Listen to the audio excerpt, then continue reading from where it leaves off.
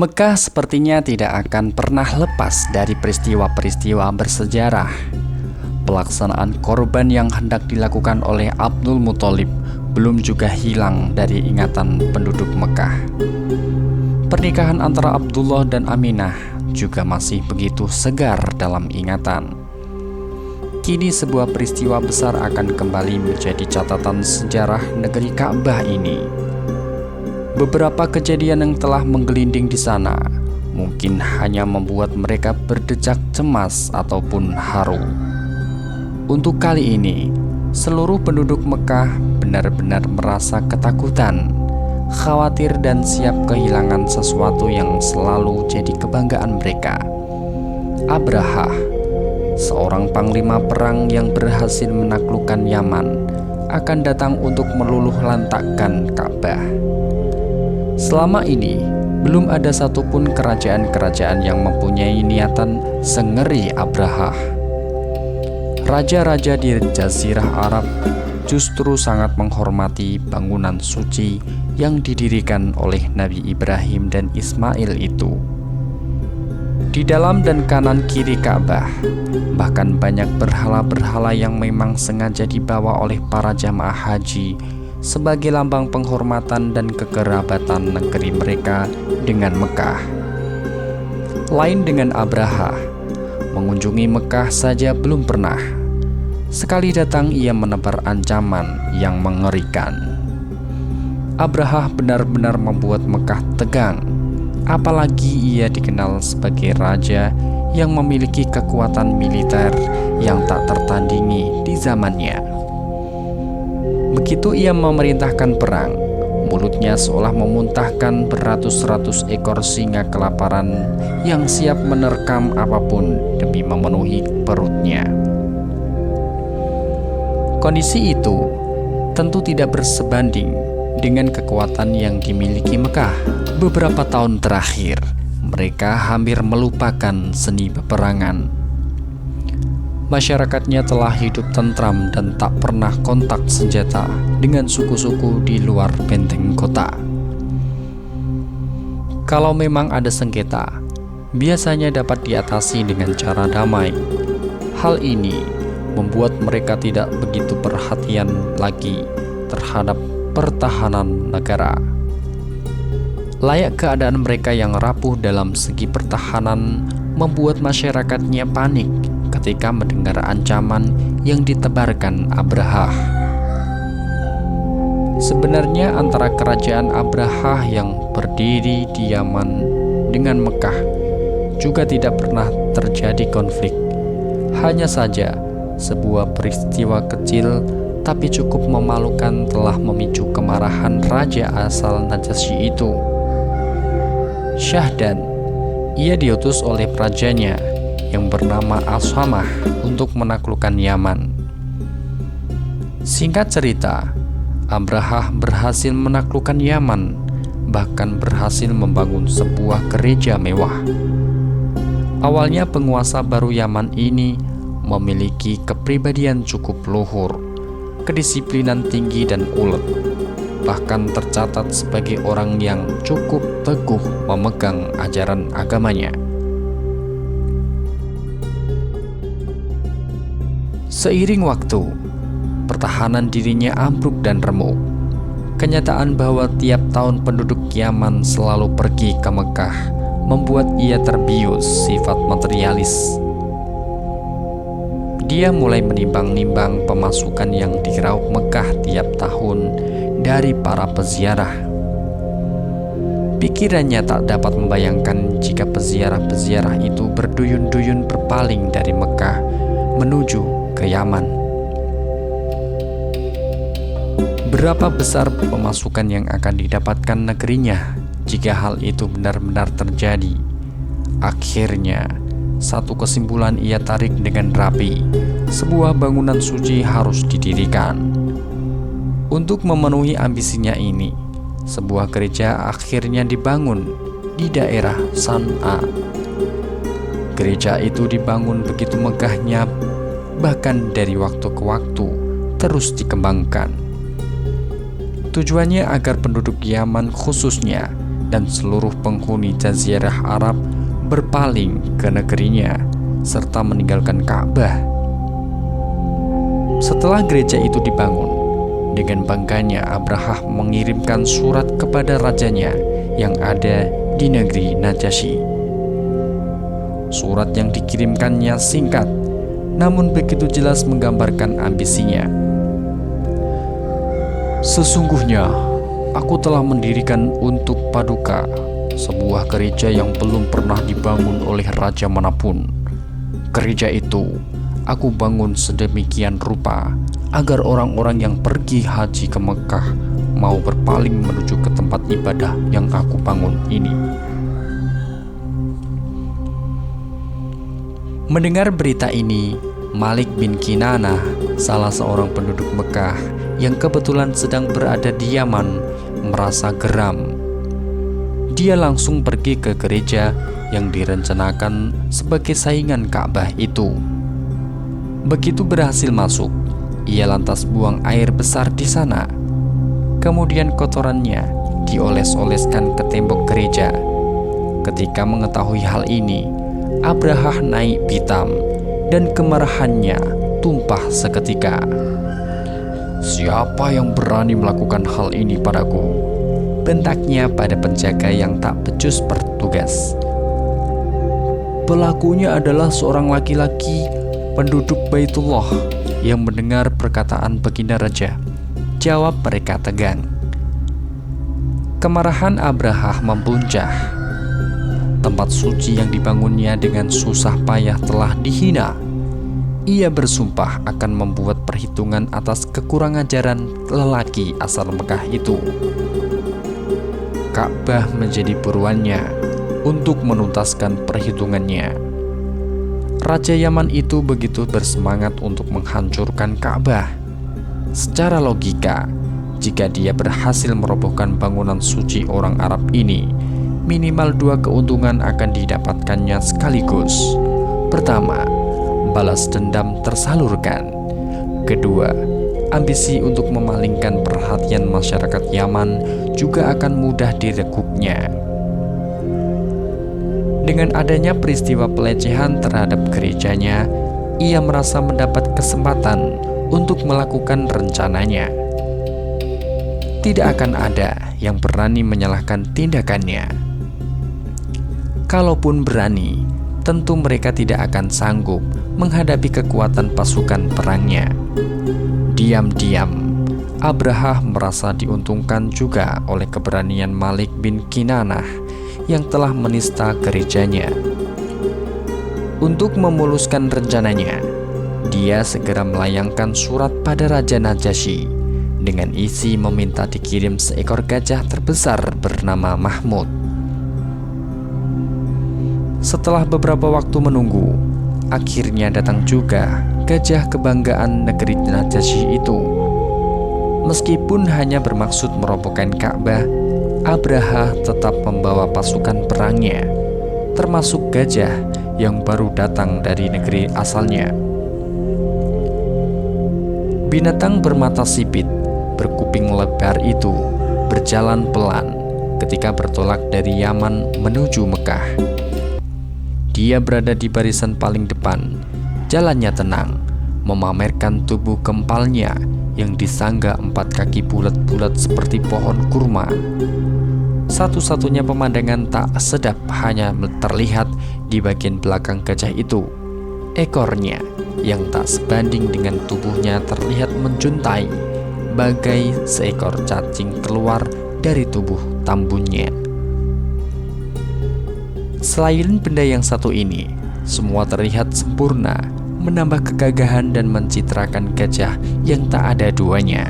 Kegagahannya tambah terasa dengan nama yang disandangnya, Mahmud, atau yang bernama yang terpuji, dan binatang itu memang layak dipuji atas keelokannya. Kepergian Abraha yang membawa pasukan cukup besar sangat menggemparkan Jazirah Arab. Mulai dari pasukan berjalan kaki, tentara berkuda dan penunggang gajah semua dibawanya. Derap langkah kaki mereka menggetarkan siapapun, meskipun jaraknya masih bermil-mil di depan. Debu-debu berhamburan seperti asap hutan terbakar, membumbung dari tiap jalan yang dilalui pasukan perang itu. Dzulnafar, salah seorang penguasa di pinggiran Yaman bersama pasukannya, mencoba untuk menghalau Abraha. Namun usahanya sia-sia belaka. Tentaranya berhasil digebuk pasukan Abraha dan dia sempat tertawan, walaupun akhirnya bisa menyelamatkan diri setelah diberi ampunan oleh Abraha. Wahai raja, biarkanlah aku hidup, karena sesungguhnya membiarkan aku hidup lebih baik daripada membunuhku. Mohon Dzulnafar. Mendengar permohonan itu, Abraha menertawakannya meskipun akhirnya mengabulkan permintaan Dzulnafar. Di daerah Khatsam, Abraha kembali mendapatkan perlawanan tak seimbang dari Nufail bin Habib al-Khatsam dan sebagian penduduk pinggiran. Usaha mereka juga bisa dipatahkan oleh Abraha dan Nufail berhasil ditangkapnya. Wahai raja, sesungguhnya aku bisa menjadi petunjuk jalan bagimu menuju ke daerah Arab. Oleh karena itu, biarkanlah aku hidup, bujuk Nufail. Keduanya sepakat. Nufail dibiarkan hidup dan sesuai janjinya, ia bersedia menjadi petunjuk jalan. Ketika sampai di Taif, Mas'ud ibnu Nu'ais bersama beberapa orang lelaki daerah Saqif menemui Abraha. Ketika itu, Taif juga mempunyai tempat suci yang tak kalah populer. Mungkin kedatangan mereka untuk memastikan pada Abraha bahwa ia belum sampai tujuan. Hal ini perlu dilakukan agar Abraha tidak keliru merobohkan kuil berhala Lata, bangunan suci mereka. Mas'ud bin Nu'ais berkata, "Wahai paduka raja, kami adalah hambamu. Di antara kita juga tidak pernah ada permusuhan. Silahkan Tuan melanjutkan perjalanan dan kami akan mengirimkan seorang petunjuk." Mereka lantas mengirimkan seorang budak bernama Abu Rigal. Kini Abraha mempunyai 2 orang penunjuk jalan yang akan memudahkan perjalanannya menyusuri padang pasir yang panas dan gersang. Namun ketika sampai di daerah Magmas, budak pemberian Mas'ud bin Nu'ais mati, sehingga Abraha hanya bisa mengandalkan ketajaman Nufail mengarungi hamparan padang pasir yang seolah tak bertepi itu. Masalah ini tidak mengganggu rencana semula, karena jarak Magmas ke Mekah sudah tidak jauh lagi. Mereka memutuskan untuk mendirikan kemah di situ dan memantangkan strategi militernya. Setelah berjalan beberapa hari, kini kian jauh jarak yang telah mereka tempuh dan makin dekatlah kota Mekah itu. Semangat pasukan Abraha kembali pulih setelah kelelahan bertempur melawan beratnya perjalanan.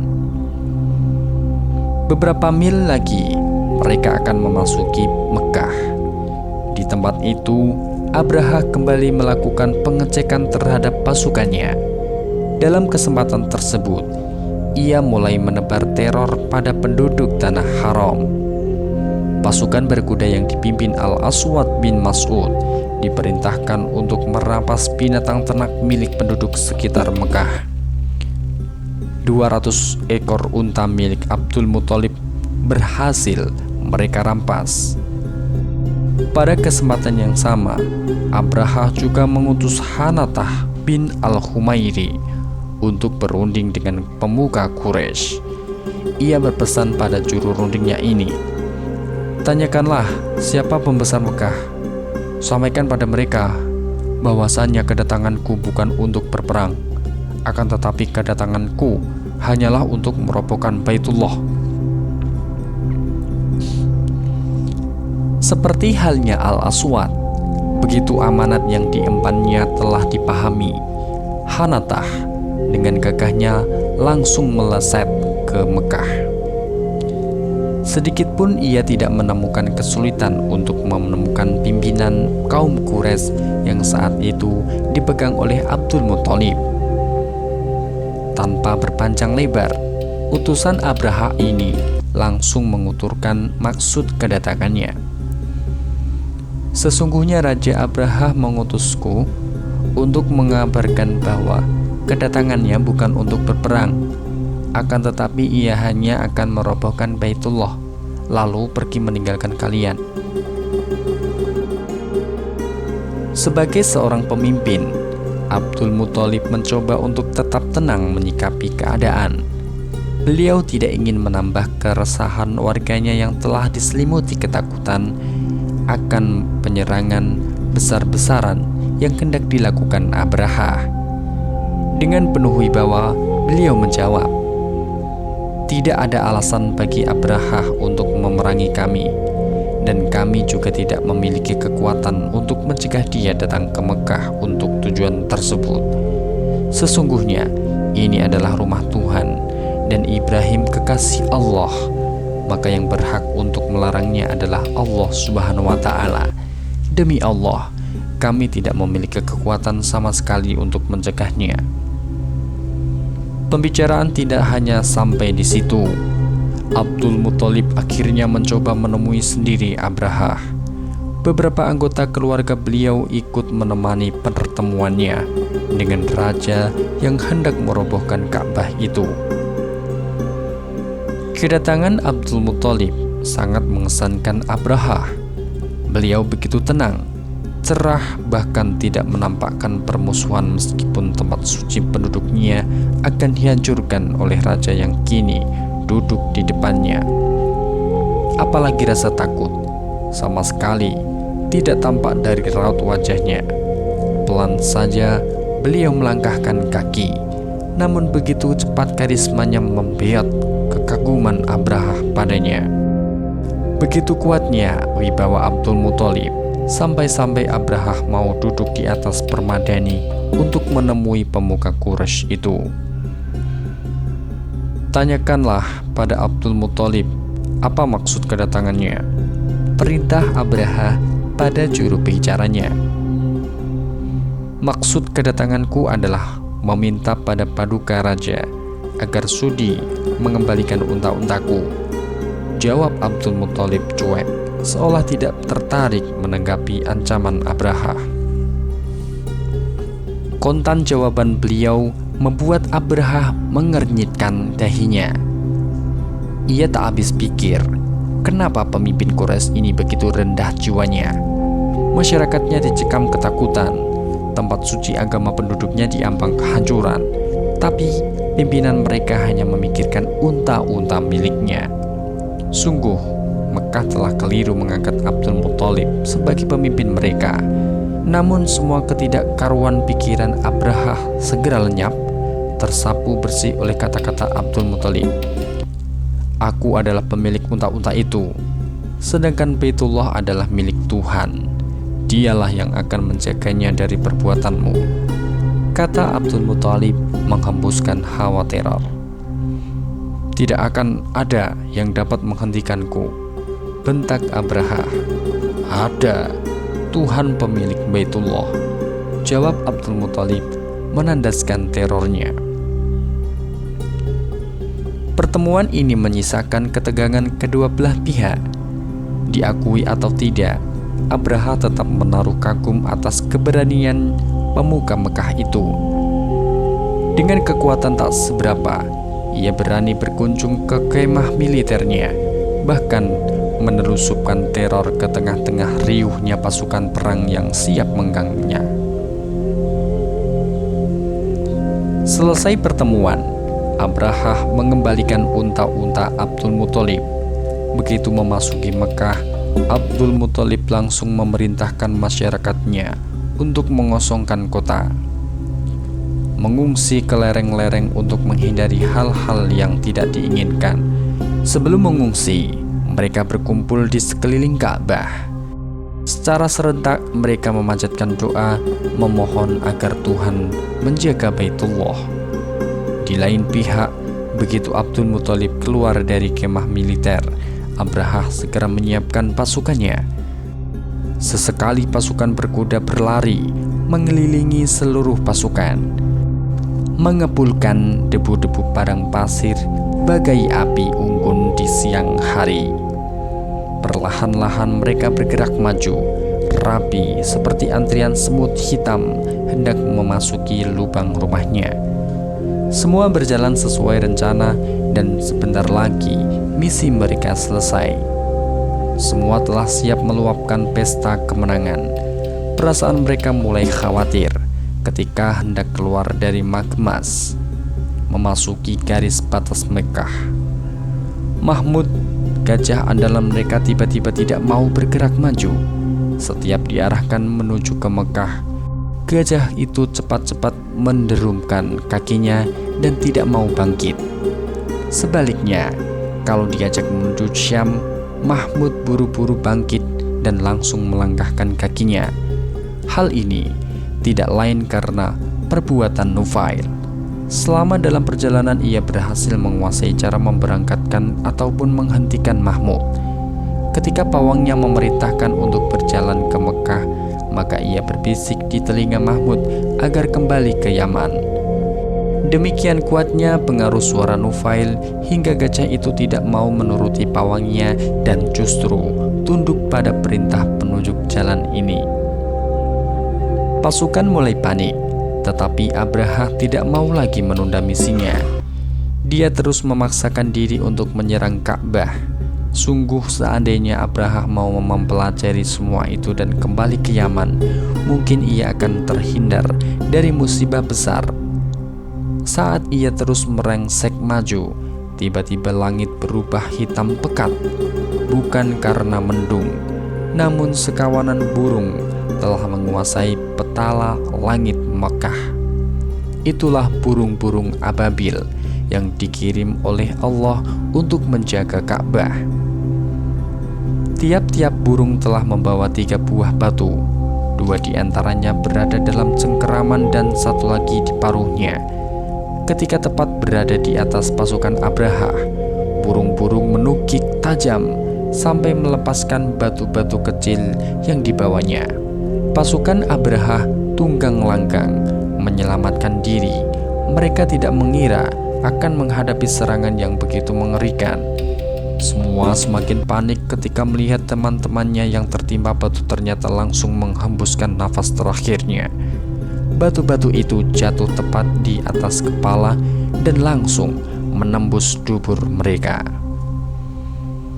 Beberapa orang dapat menyelamatkan diri dari amukan burung-burung misterius itu. Abraha berhasil lolos dan kembali ke Yaman, namun ia tak dapat bertahan lama. San'a menjadi saksi bisu kematian Abraha yang mengenaskan. Tubuhnya digerogoti penyakit aneh. Ujung-ujung jarinya lepas satu persatu dan tidak henti-hentinya mengucurkan darah. Panglima perang asal Habasyah ini meninggal dengan dada terbelah. Abu Yaksum, menteri Abraha, bernasib sedikit lebih beruntung daripada atasannya itu. Ia berhasil menyelamatkan diri hingga ke Najasyi.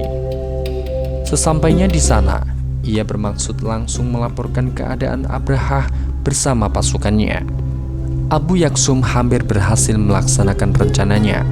Sayang, ketika ia tengah seru-serunya menuturkan apa yang dilihat dengan mata kepalanya sendiri, tiba-tiba seekor burung menjatuhkan sebuah batu hingga membuatnya mati. Segala yang terjadi di dunia ini memang tak jauh berbeda dengan sekeping uang perak. Setiap sisi memperlihatkan wajah yang berbeda.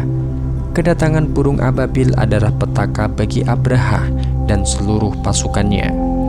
Burung-burung itu telah membuat semuanya berantakan. Pun begitu, burung-burung itu adalah berkah bagi penduduk Mekah karena Ka'bah kebanggaan mereka selamat dari kehancuran. Mulai saat itu, Abdul Muthalib terkenal sebagai tokoh yang doanya sangat mustajab. Sementara Mekah kian naik pamornya karena terbukti Tuhan telah menjaga kota tersebut, dan tahun itu dikenal sebagai Tahun Gajah.